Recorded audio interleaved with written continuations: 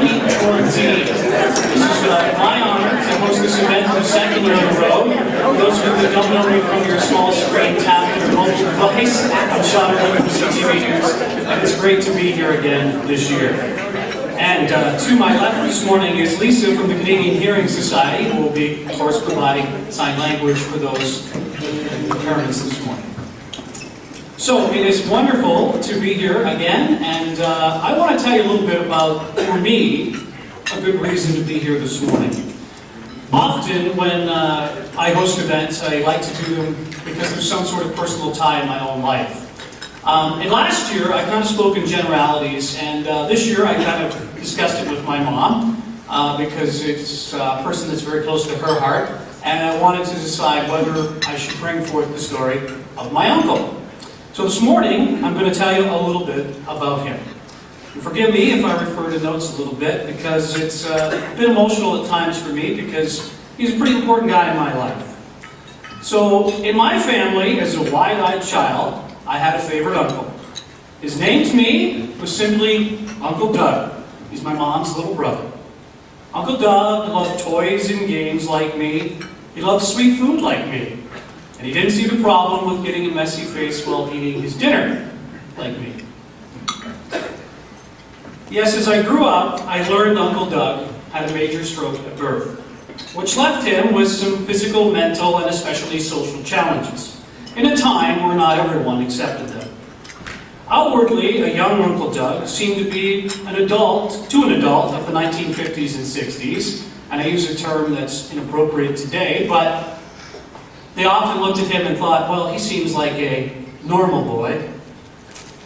But in reality, Doug had suffered damage to his brain in that stroke. And with those learning challenges, my grandmother, even at the time, encouraged him to work around them. Now, there was a blessing for my Uncle Doug. He grew up in rural Midwestern Ontario, and as I told you, this is the late 50s, early 1960s. And as such, he was one of the last students to be educated in a one-room schoolhouse. So most of his primary education was there. Another blessing for my Uncle Doug was his teacher at that school. She was a young teacher that taught him right up until grade 7 when he went to the big school they built in Walton. She provided Doug all the resources to succeed, included him in all student activities, and worked with him to stay up to speed and in touch with the other kids. He played with the other kids and he made friends. In a word, Uncle Doug was blossoming. He was someone that everyone believed in his ability first. But then, things changed. Again, this is the early 1960s. My Uncle Doug went to high school with all the other children. And now, suddenly, unbeknownst to him, he was singled out.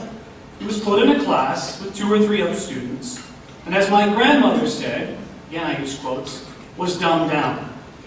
His opportunities to succeed were limited. His education reduced to being taught skills he already knew very well.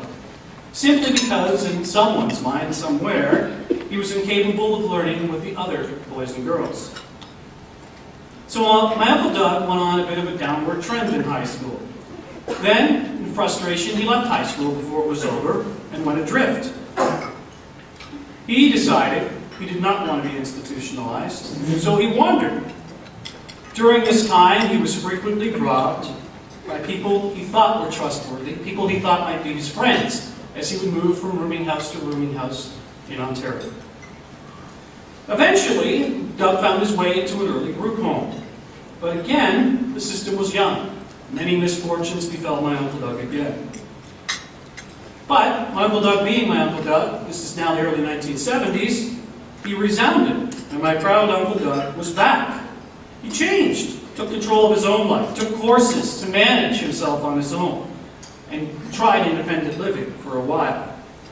And it was pretty good for a bit. He even learned to travel on his own, on Via Rail and Greyhound. He frequently made visits to visit his little nephew, and we'd get those messy faces, and he'd take me on the city bus up to Wolco, and I'd dig in his pockets to see what he'd buy there. That's what uncles are supposed to do, right? Yet still, community supports weren't quite there for my Uncle Doug. And when they did come, he began to become leery and afraid by people taking advantage of him. So I fast forward to the darkest point in his life, just a few years ago. Uncle Doug became a recluse.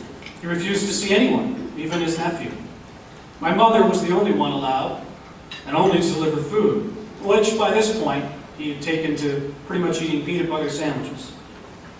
And you know what?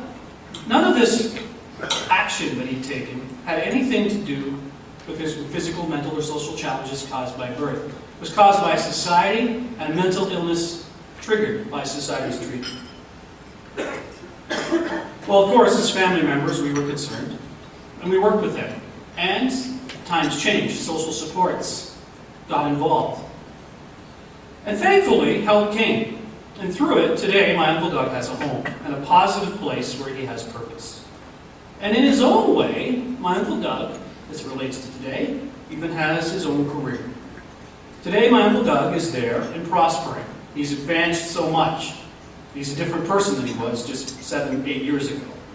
He's now in an environment where he can excel.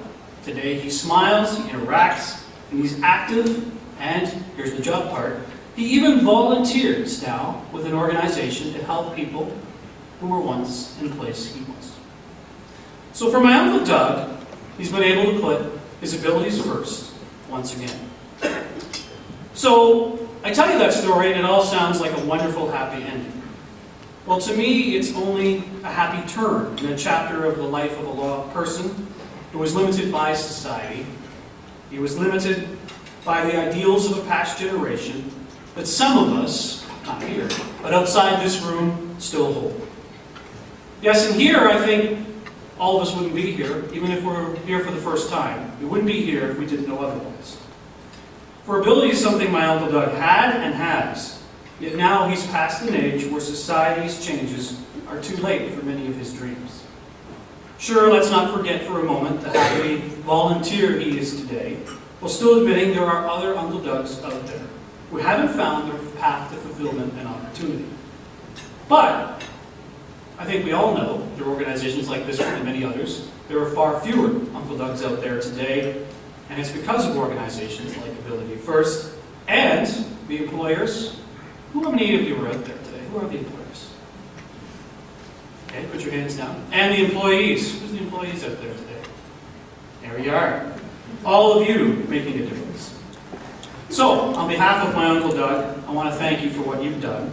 I know you did not do it today to receive an award, but that does not mean recognition is not deserved for each of you. So for each of your efforts, be they individual or in an organization, I thank you for ensuring that all people have a chance to succeed and realize their dreams. Thank you for that.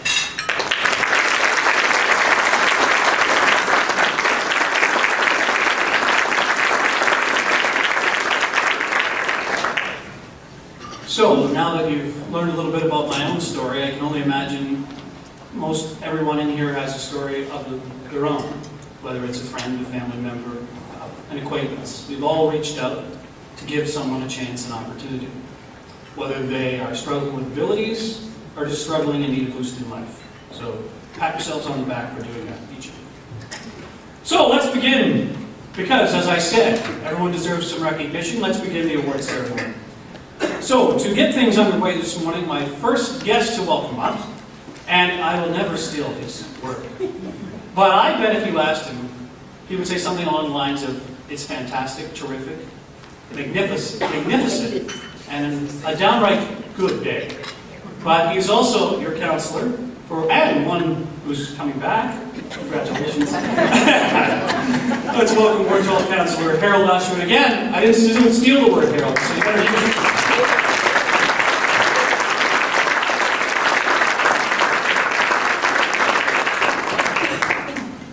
Of course, he wouldn't dare say the word sensational.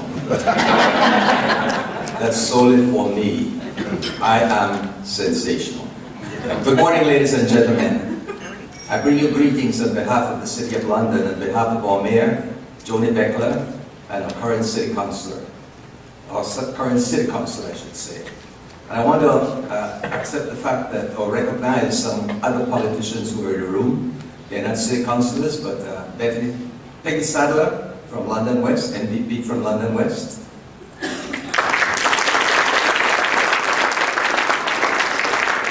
Richard Steele, who is the Assistant Deputy Minister of the Minister of Community and Social Services.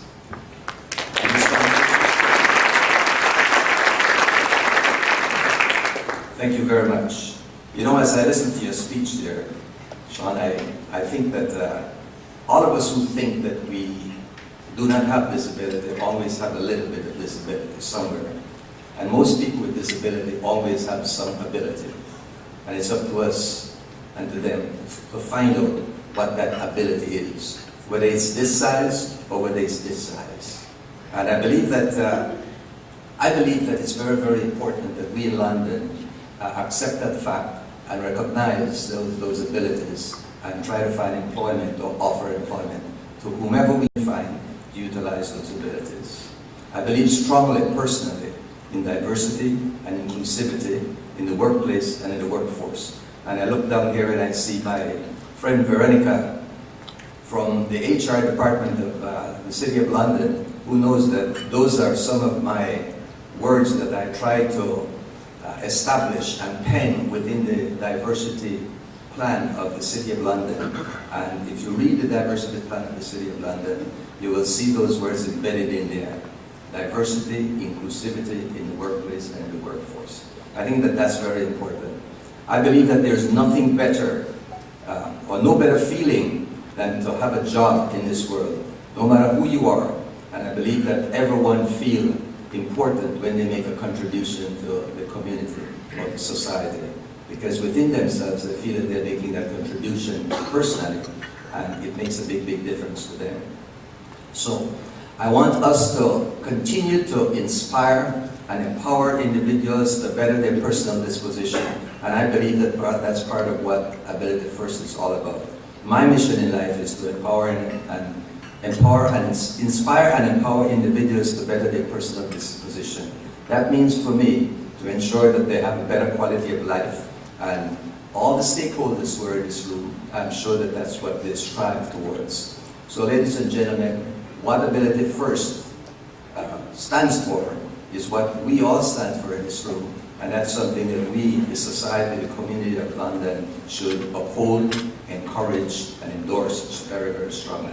I applaud you for what you do. First of all, I applaud the people who are members of Ability First. I applaud for the fact that you take the time out to be a part of this program. I applaud all the employers, and I applaud all the people who are here this morning. More especially, I congratulate the people who organized this session and all of those who are nominated for an award, and especially those who will win an award today. Congratulations to you all, and thank you for being part of the London community.